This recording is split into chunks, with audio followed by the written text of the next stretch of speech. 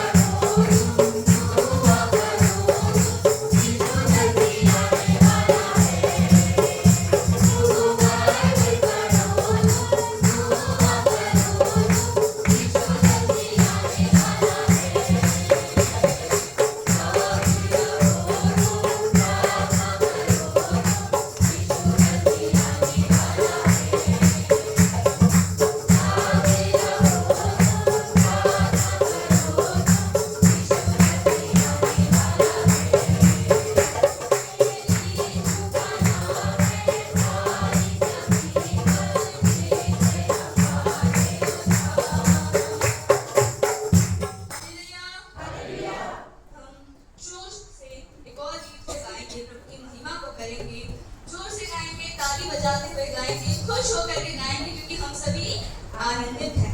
Hallelujah hallelujah. 32 number का यह गीत है, रब की होवे सना हमेशा, रब की होवे सना, रब की होवे सना हमेशा, रब की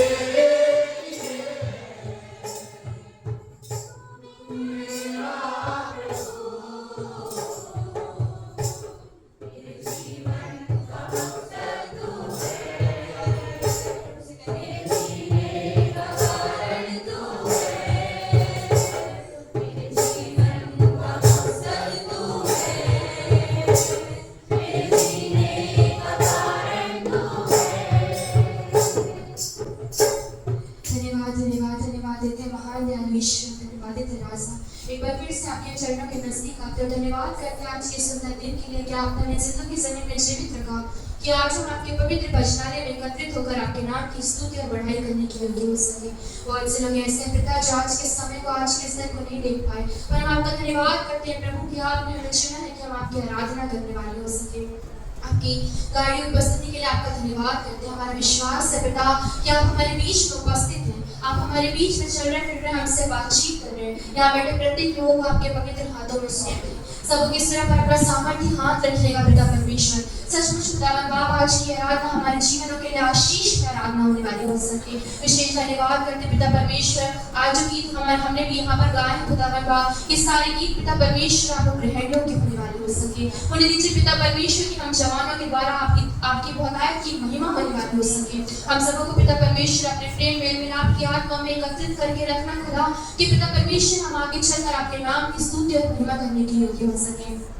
विशेष प्रार्थना करते हैं हमारे आज के वक्ता महोदय के लिए पिता परमेश्वर, वो आपके प्रिय दास से खुदावन बाप आज जो भी वचन को हमारे बीच में लेकर आए हैं वो आपकी ओर से होने वाला हो सके। उनके सिर के बाद से लेकर पैर के नाखून तक आपके पवित्र लहू का मसा करते हैं। सचमुच पिता परमेश्वर, जो वचन का बीज हमारे बीच में बोया जाता है खुदा, वो हमारे जीवन में 100 गुना फल लेके आने वाला हो सके। जो लोग अपने घरों से निकले हैं पिता परमेश्वर, आपके पवित्र वचनालय में आने के लिए उनका राह में रक्षक और ड्राइवर में यथास्थान पहुंचाकर अपनी महिमा कराइए। संपूर्ण आराधना को आपके पवित्र छिले हुए हाथों में सौंपते हैं। सारी बातों में हमारी नहीं पर आपकी इच्छा पूरी होने वाली हो सके। हर एक बात के लिए आपको धन्यवाद करते हुए यीशु मसीह के नाम से मांगते हैं, आमीन। जानते हैं इस बात को हमारी कुव्वत और काबिलियत नहीं है कि हम परमेश्वर के भवन में पाए जाते हैं, लेकिन ये प्रभु का अनुग्रह है कि वो निरंतर मुझे और आपको ये मौका देता है कि हम उसके सम्मुख आए और उसकी आराधना कर सकें। लेकिन इसके बावजूद भी कई बार मैं और आप अपने जीवन में अपने इस बुलाए जाने को लेकर के कई बार घमंड करते हैं, कई बार इसको अहमियत नहीं देते, कई बार हम इस बात पर विचार नहीं करते कि मेरा और आपका यहाँ पर उपस्थित होना या परमेश्वर के भवन में पाया जाना कितना महत्वपूर्ण है। कई बार हम जिस प्रकार पारिवारिक तौर पर, परंपरागत तौर पर चीजों को अपने जीवन में प्राप्त करते हैं, उसी प्रकार जो है कई बार विश्वास को भी हम अपने जीवन में बड़ा हल्के में तौलते हैं। हम सोचते हैं कि हम मसीह परिवार में पैदा हुए हैं, मसीह विश्वास हमको मिला है, और जैसे और किसी विश्वास में कोई और पैदा हुआ है, किसी और धर्म को मानने वाला है, वैसे ही हम सोचते हैं कि हम जो है मसीह में हैं तो मसीह के विश्वास को हम मानते हैं। लेकिन हम अगर अपने जीवन पर विचार करें तो मेरा और आपका यहाँ पर उपस्थित होना या मेरा और आपका प्रभु में जीवन को जीना, ये मेरा और आपके जीवन का चुनाव नहीं, लेकिन ये परमेश्वर का अनुग्रह है, परमेश्वर की दया है, जिस कारण से मैं और आप आज बचाए हुए में या चुने हुए में गिने जाते हैं। इसलिए अवश्य है कि हम अपने जीवन को, अपने विश्वास को बड़ी गंभीरता के साथ अपने जीवन में देखें और उस पर विचार करें, क्योंकि जब तक मैं और आप अपने जीवन पर विचार नहीं करेंगे, दिए गए अनुग्रह पर विचार नहीं करेंगे, तब तक मैं और आप उसका मूल्य नहीं समझ पाएंगे। आज की सुबह पवित्र धर्मशास्त्र में से जो पाठ पढ़ा गया, मरकुस रचित सुसमाचार उसका 3रा अध्याय और उसकी 13 पद से लेकर 19 पद को आज की सुबह ध्यान और मनन के लिए पढ़ा गया है। मरकुस रचित सुसमाचार उसका 3रा अध्याय 13 पद से लेकर 19 पद तक, जहां पर महत्वपूर्ण पद जो मैं आज आपके साथ बांटना चाहता हूं, जो मेरे और आपके जीवन के मूल्य को प्रदर्शित करता है, जो मुझे और आपको इस बात के लिए प्रोत्साहित करता है कि मैं और आप जब यहाँ पर पाए जाते हैं तो मेरा और आपका जीवन कितना महत्वपूर्ण है। यहाँ पर लिखा हुआ है, फिर वह पहाड़ पर चढ़ गया और जिन्हें वह चाहता था। क्या लिखा हुआ है कि फिर वह पहाड़ पर चढ़ गया और जिन्हें वह चाहता था उन्हें अपने पास बुलाया। जिन्हें यीशु मसीह चाहता था उसने उन्हें अपने पास बुलाया। आज सुबह हम सब जानते हैं हमारी कलीसिया में 100, 150, 200 लोग हो सकते हैं, लेकिन आज जितने हम यहाँ पर उपस्थित हैं ये हमारी मर्जी नहीं थी, ये हमारी इच्छा नहीं थी, लेकिन किसकी इच्छा थी? परमेश्वर की इच्छा और मर्जी थी। हम सबको भी अपने घर में काम थे, हम सबके पास भी अपना अपना परिवार है, हमारे भी दैनिक जीवन की कुछ आशाएं हैं, कुछ आनंद के अवसर हैं जिसको हम कमाना चाहते हैं या जिसमें अपने आप को सम्मिलित करना चाहते हैं, लेकिन उसके बावजूद सारी चीजों को अलग रख के हम यहाँ पर उपस्थित है। तो ये मेरे और आपके जीवन की कुव्वत और काबिलियत नहीं है, लेकिन ये परमेश्वर का अनुग्रह है ना। हो सकता है हम बीमारी की अवस्था में थे, हो सकता है हमारा शरीर थका हुआ था, हम शारीरिक रूप से थके हुए थे या मानसिक तौर पर कमजोर थे, आज हमारा मन नहीं था, हमारी इच्छा नहीं थी, लेकिन उसके बाद भी अगर हम परमेश्वर के भवन में हैं तो हमें किसने बुलाया है? प्रभु परमेश्वर ने। जब मैं बाइबल को पढ़ रहा था इस पद के आधार पर, तो उत्पत्ति की पुस्तक उसका 3रा अध्याय और उसकी 8 पद में लिखा हुआ है कि शाम के ठंडे वक्त जो है यहोवा परमेश्वर आदम और हवा से मिलने जाया करता था, है ना, और उनके साथ संगति किया करता था। यहाँ पर जब हम मरकुस रचित सुसमाचार उसका 3रा अध्याय और उसकी 13 पद को पढ़ते हैं तो लिखा हुआ है कि प्रभु यीशु मसीह पहाड़ पर चढ़ गया और उसने जिसको चाहा उसे अपने पास बुला लिया। एक बड़ा अंतर, पिता से पुत्र के मध्य में जो एक बड़ा अंतर आया है, एक बड़ी खाई जो आई है, उसका कारण अगर हमें और आप विचार करें, हम सब जानते हैं कि उसका कारण क्या था? अनाज्ञाकारिता, है ना। जो आज्ञा परमेश्वर ने आदम और हवा को प्रदान की थी कि इस पेड़ के फल को ना खाना, उन्होंने क्या किया? उस आज्ञा का पालन जो है अपने जीवन में नहीं किया, उस आज्ञा को तोड़ दिया, जिसके कारण से जो स्वयं परमेश्वर उनसे मिलने आया करता था, अब वो परमेश्वर क्या करता है? अपनी मर्जी, अपनी इच्छा से लोगों का चुनाव करता है कि कौन मेरे पास आ सकता है या कौन मेरे पास नहीं आ सकता। कई बार मैं और आप जो है अपने जीवन में इस बात को बड़े हल्के में ले लेते हैं कि आज हम परमेश्वर के भवन में हैं, हम जो है इसका महत्व नहीं जानते, हम ये भूल जाते हैं कि ये चुनाव जो है हमारा नहीं, लेकिन परमेश्वर का चुनाव है। परमेश्वर ने चाहा कि आज मैं और आप जो है उसके सम्मुख आए। जब हम इस अध्याय को, इस पदों को पढ़ते हैं तो हम देखते हैं कि जब यीशु मसीह ने जिसे बुलाया, जिसे चाहा उसे अपने पास बुलाया, और वचन कहता है कि चेलों ने ना केवल उसकी सुनी लेकिन अपना समर्पण भी उनके पास प्रस्तुत किया। आज की सुबह जब परमेश्वर ने मुझे और आपको बुलाया है, इस संसार की भीड़ से चुना है, अलग किया है, ठहराया है कि हम परमेश्वर की आराधना करें, तो अवश्य है कि हम आनंद के साथ, विश्वास के साथ, बड़े आनंदित मन से जो है परमेश्वर की आराधना करें। हालेलुया। मैं फिर आपको स्मरण दिला दूं कि चुनाव मेरा और आपका नहीं है। ये बुलाहट मेरे और आपके जीवन में प्रभु के द्वारा है और प्रभु की मर्जी से है। आपके परिवार में 4 लोग थे, 5 लोग थे, लेकिन परिवार में से पता चला केवल 2 ही लोग यहाँ पर है या 3 लोग यहाँ पर है या पूरा परिवार यहाँ पर है और सदस्य जो है वो अपने काम में लगे हुए हैं, लेकिन आप यहाँ पर परमेश्वर के पास पाए जाते हैं। कारण ये परमेश्वर की इच्छा और मर्जी थी कि वो चाहता था कि आप उसकी आशीष को पाए, उसके अनुग्रह को पाए। तो मेरा और आपका ये दायित्व बनता है कि मैं और आप क्या करें? अपना समर्पण प्रस्तुत करें परमेश्वर के प्रति, उसकी बुलाहट के प्रति जो है हम उसका अपना समर्पण जो है उसको प्रस्तुत करें, ताकि जो बुलाहट मुझे और आपको दी गई है हम इसका लाभ प्राप्त कर सकें। कहीं ऐसा ना हो कि आज जो बुलाहट मिली है हो सकता है आने वाले रविवार को ना मिले, हो सकता है कल के दिन में मेरे और आपके जीवन में वो बुलाहट मुझे और आपको ना मिले और हम ऐसे ही व्यर्थ अपने जीवन को इस संसार में गवा दें। इसलिए प्रियो, जब प्रभु ने अनुग्रह दिया है, हमें अपनी बुलाहट दी है, तो मैं और आप हर्ष और आनंद के साथ उस बुलाहट को स्वीकार करें। पुराने नियम में एक अच्छा उदाहरण समर्पण के संबंध में दिया गया है, यशायाह नबी का चुनाव, है ना। यशायाह नबी की पुस्तक उसके 6 अध्याय में उसकी बुलाहट का वर्णन दिया गया है। वो जब परमेश्वर के भवन में उपस्थित होता है, उसे आवाज सुनाई देती है कि कौन जाएगा और मैं किसको अपनी ओर से भेजूं, है ना। जब वो उस बुलाहट को सुनता है, उसे स्वीकार करता है और अपने जीवन का समर्पण करता है और क्या कहता है? प्रभु तू मुझको भेज, मैं जाऊंगा, है ना। ये लिखा हुआ ना।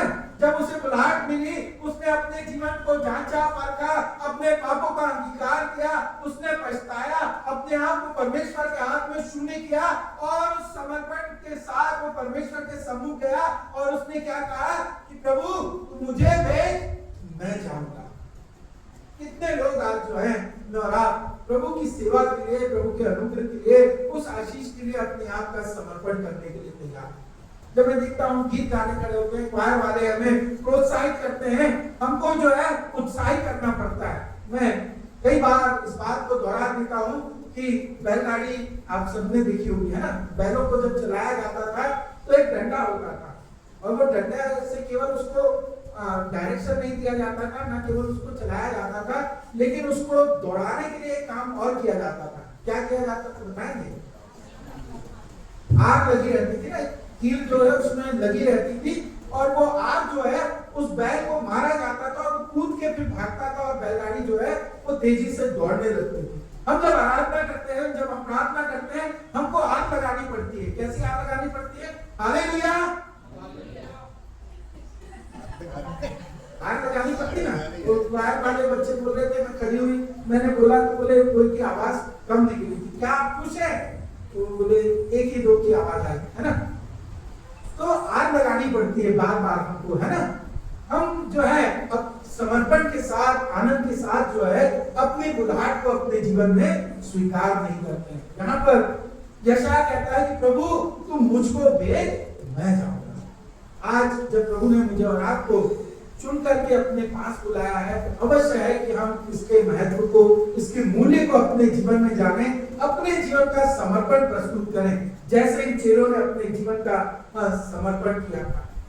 हमें जो ये बुलाहट दी जाती है मेरे प्रियो, हमें जो ये परमेश्वर चुन करके अलग करता है, अपने पास अपनी समीपता में आने देता है, इसका कारण क्या है?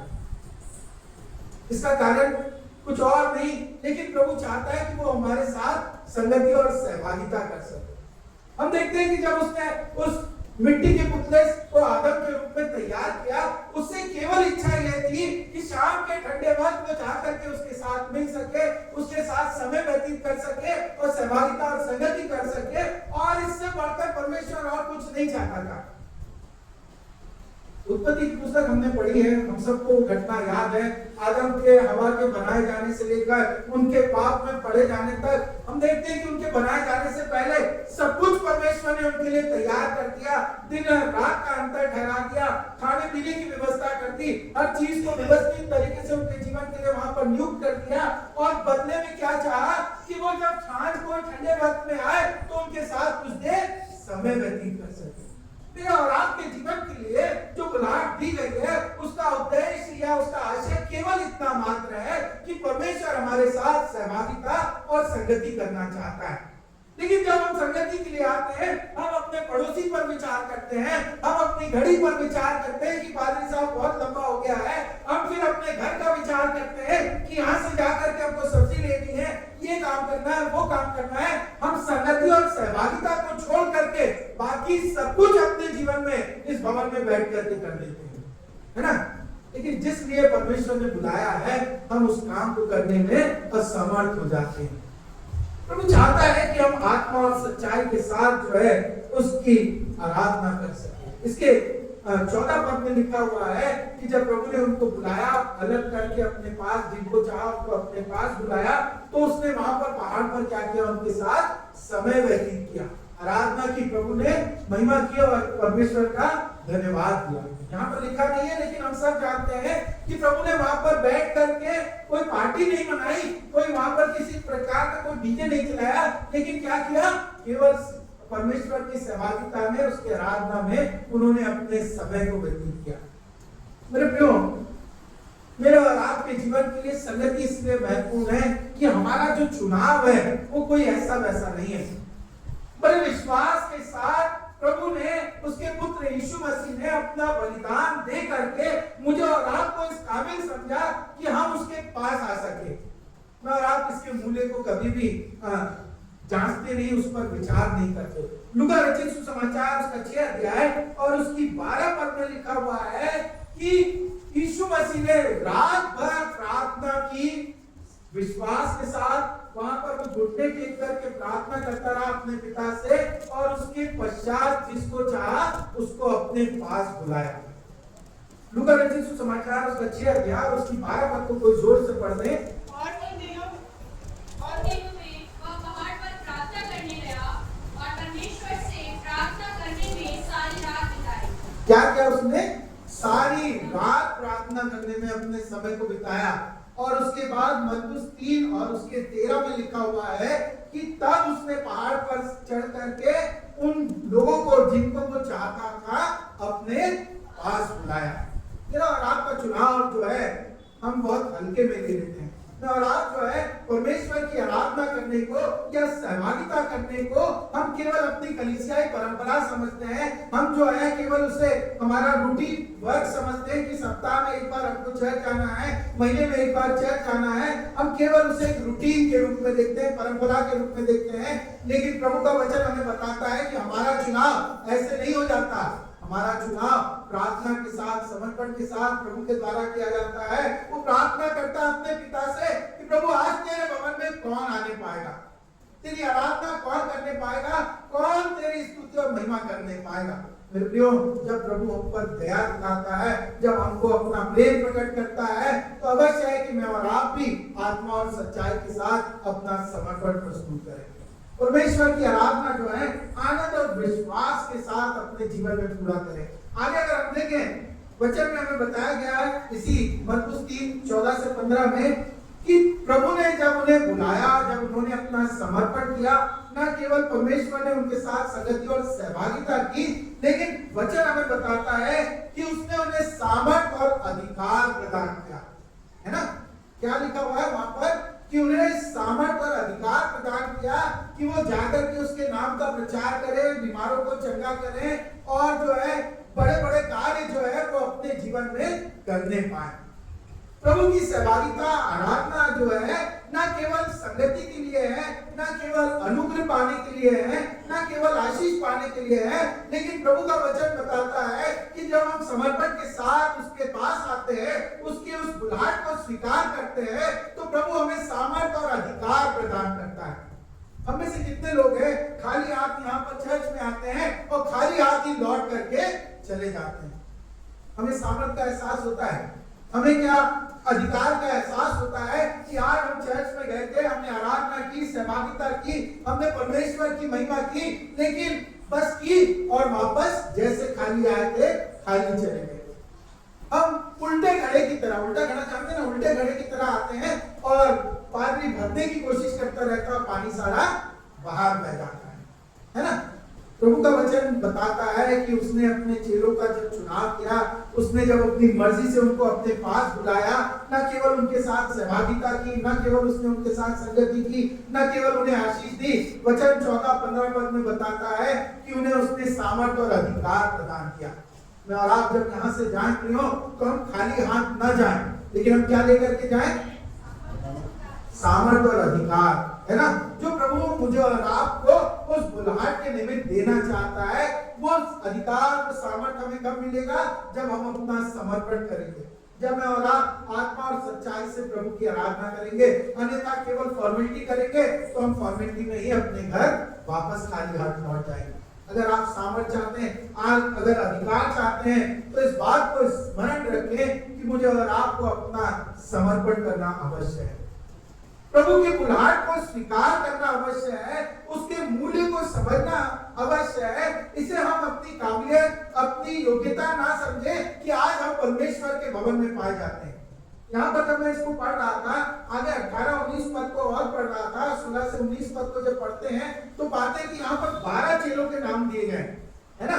एक एक का नाम यहाँ पर लिखा हुआ है। जब मैं इस बात पर विचार कर रहा था कि नामों की क्या आवश्यकता थी, तो वहां पर ना केवल उनके नाम दिए गए हैं, लेकिन उनकी पहचान बताई गई है कि ये क्या था, ये क्या है, ये क्या है ना। यहाँ पर अलग अलग चेलों के नाम हैं, उनकी खानदानों के नाम यहाँ पर लिखे हैं, उनके वंश की पहचान यहाँ पर अंकित की गई है कि ये कौन थे। तो इसका इन 12 के नाम को लिखने का कारण, और अंत में लिखा हुआ है कि यहूदा इस्करियोती जिसने परमेश्वर के पुत्र को पकड़वा दिया है, वो भी यहाँ पर उसका भी लिखा हुआ वर्णन, है ना।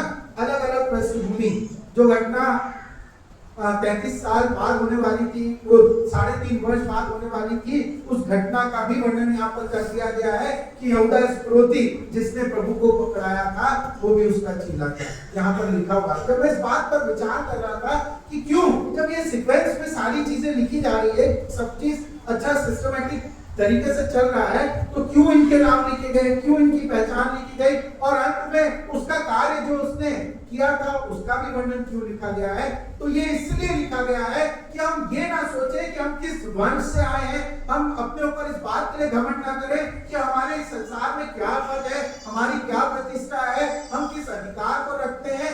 हम ये जान लें कि अधिकार जो है, परमेश्वर का अनुग्रह जो है, वो परमेश्वर की इच्छा से है, हमारी योग्यता के आधार पर नहीं है कि हम फलाना परिवार के व्यक्ति हैं इसलिए हम यहाँ पर चर्च में पाए जाते हैं, या प्रभु की आराधना करने पाते हैं, या हम इस पद पर कार्य करते हैं इसलिए आज हम यहाँ पर सबसे आगे बैठे हैं। हम ये ना सोचे, ये प्रभु का अनुग्रह है ना।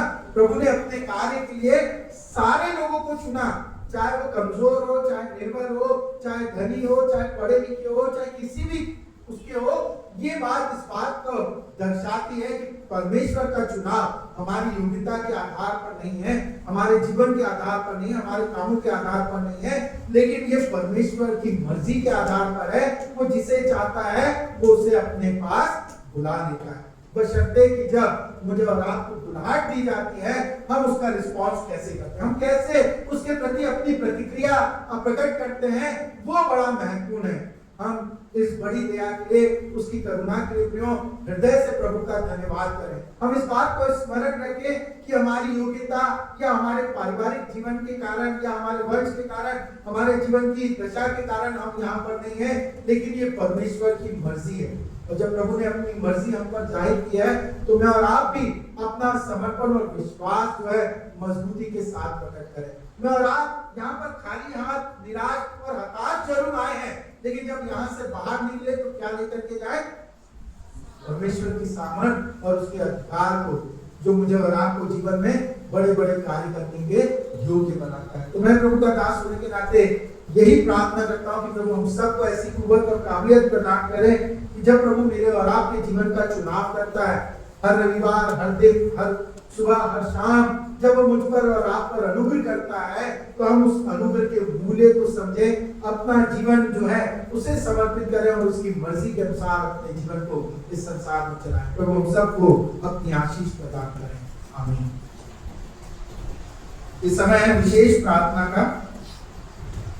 हम इस समय वेदी के सम्मुख आ सकते हैं और अपना समर्पण प्रभु की ओर प्रस्तुत कर सकते हैं। साथ ही साथ अगर हम किसी प्रार्थना को, निवेदन को लेके आए हैं, किसी मनोकामना को लेकर के आए हैं, यदि हम कमजोर है, बीमार है, तकलीफ में है और हम चाहते हैं कि प्रभु हमारे जीवन में कार्य करें, हमारी योजनाओं में सफलता प्रदान करें, तो हम विश्वास के साथ प्रभु के सम्मुख आए और प्रभु से प्रार्थना करें। जब आप सब यहाँ सामने आते हैं, मैं गवाही देना चाहता हूँ। बीते रविवार जो फादर्स डे का रविवार था, 21 तारीख के रविवार में हमारे परिवार के सदस्य यहाँ पर आए थे और ऑल्टर कॉल के समय उन्होंने भी प्रार्थना में अपने आप को सम्मिलित किया था। और मेरी जो छोटी वाली साली है श्रीमती अर्चना कामले, उन्होंने अपने जीवन के लिए प्रार्थना की थी और जब वो वहां पर वापस पहुंची और एक सप्ताह में ही उसका प्रमोशन का लेटर आ गया, तो उसने कल ही इस बात की सूचना मुझको प्रदान की कि मेरा प्रमोशन हो गया, जिस बारे में मैंने सोचा भी नहीं था। इतनी छोटी उम्र में जो है उसे मेट्रिक का चांस मिल गया। तो मैं उसके लिए प्रभु का धन्यवाद करता हूँ और आप सबकी प्रार्थनाओं के लिए भी धन्यवाद करता हूँ कि हम सब जब एक मन एक चित्त होकर प्रार्थना करते हैं, निश्चित तौर पर प्रभु जो है उसका उत्तर हमारे जीवन में प्रदान करता है। आइए प्रभु सब अपनी आंखों को बंद करें, अपने हाथों को परमेश्वर की ओर उठाएं और प्रार्थना करें। निश्चित तौर पर प्रभु जो है हमारी प्रार्थना को सुन के उसका उत्तर देगा और हर एक के जीवन को प्रभु अपने आनंद से, अपनी आशीष से परिपूर्ण करेगा। दुआ करें। दयालु सामर्थ्य के पिता परमेश्वर, एक बार फिर धन्यवाद और आनंद के साथ आपके सम्मुख आते हैं। धन्यवाद करते हैं प्रभु आज के इस दिन के लिए, सुंदर समय के लिए, विशेष आपके इस बड़े अनुग्रह के लिए कि प्रभु आपका वचन हमें सिखाया गया कि प्रभु आपने जिसे चाहा उसे अपने पास बुलाया और पिता अपनी आशीष से, अपने अनुग्रह से और अपनी संगति और पवित्र उपस्थिति के एहसास से परिपूर्ण किया। हम धन्यवाद करते कि प्रभु इस संसार की भीड़ से प्रभु आपने हमारा चुनाव किया, हमें यह मौका दिया कि प्रभु आज की सुबह हम आपके भवन में आकर आपके भवन के उत्तम पदार्थों से तृप्त किए जाए और पिता आपकी महिमा और गवाही का कारण बनने पाए। पिता सर्वप्रथम हम चाहते हैं यहाँ पर हम आए हैं, हमारा जीवन प्रभु आपको समर्पित होने पाए, हम अपने आप का समर्पण प्रभु आपकी ओर करने पाए और हमारा समर्पित जीवन प्रभु आपकी आशीष और महिमा का कारण ठहरे। हम खाली हाथ जरूर आए हैं, लेकिन पिता हम चाहते हैं कि जब इस भवन से बाहर निकले तो वो सामर्थ को, वो अधिकार को जो पिता आपने अपने बुलाए हुए लोगों को, उन 12 चेलों को प्रदान किया था पिता, वो अधिकार और वो सामर्थ प्रभु हम इस स्थान से लेकर के जाने पाए। धन्यवाद करते हैं प्रियों के लिए, बुजुर्गों के लिए, कलीसिया के सदस्यों के लिए, विश्वासियों के लिए जो विश्वास के साथ इस वेदी पर आए हैं, अपने घुटनों को टिकाते, अपने सिर को झुकाते और पिता अपना समर्पण आपकी ओर प्रस्तुत करते, अपनी मांग, अपनी इच्छा, अपना धन्यवाद प्रभु आपको प्रस्तुत करते। हम चाहते हैं जिस भी मनोकामना इच्छा के साथ आए प्रभु, आप उसे अपनी योजना के तहत इनके जीवन में पूरा करें। उन्हें दे कि पिता इनके जीवन में आपका आनंद, आपका सुकून और आपकी शांति बनी रहे और जब ये यहाँ से जाए तो पिता इस बात का एहसास को लेकर के जाए कि प्रभु हाँ और आमीन के साथ आपने इनके जीवन में उनकी प्रार्थना का उत्तर प्रदान किया। भविष्य को लेकर अगर कोई योजना है, हम चाहते हैं प्रभु आप उसमें सफलता दे। आर्थिक तौर पर अगर मंदी का सामना करते हैं प्रभु आप उसमें उन्हें आशीषित करें, उन्हें दे कि पिता इनके भंडार आपके स्वर्गीय भंडार से परिपूर्ण है। अगर बीमारी की अवस्था में है, अपने लिए, अपने परिवार के लिए किसी इच्छा अभिलाषा को लाए प्रभु आप उसे पूरा करे। उन्हें दे कि पिता ना केवल ये यहाँ पर मांगे, लेकिन प्रभु इस स्थान पर आकर आपके नाम की गवाही दे कि पिता आपने प्रार्थना को सुना और सफलता दी। धन्यवाद करते हैं प्रभु आपकी बेटी अर्चना कामले के लिए, जिन्हें प्रभु आपने उन्नति दी, सफलता दी और प्रभु उन्हें प्रमोशन प्रदान किया। हम उनकी गवाही के लिए, उनके विश्वास के लिए भी आपका हृदय से धन्यवाद करते हैं। फिर से पिता आपका दास होने के नाते जो अधिकार आपने दिया उसके निमित्त इन तमाम प्रयोगों पिता को तो पवित्र आत्मा के नाम से आपके अभिषेक से परिपूर्ण करता, आपकी आशीष से परिपूर्ण करता और विश्वास करता कि प्रभु आप हरेक की प्रार्थना को सुनकर उनका उत्तर प्रदान करेंगे और पिता इन्हें अपनी गवाही और महिमा के कारण कराएंगे। इस विश्वास से प्रार्थना को यीशु मसीह के नाम से मांगते हैं।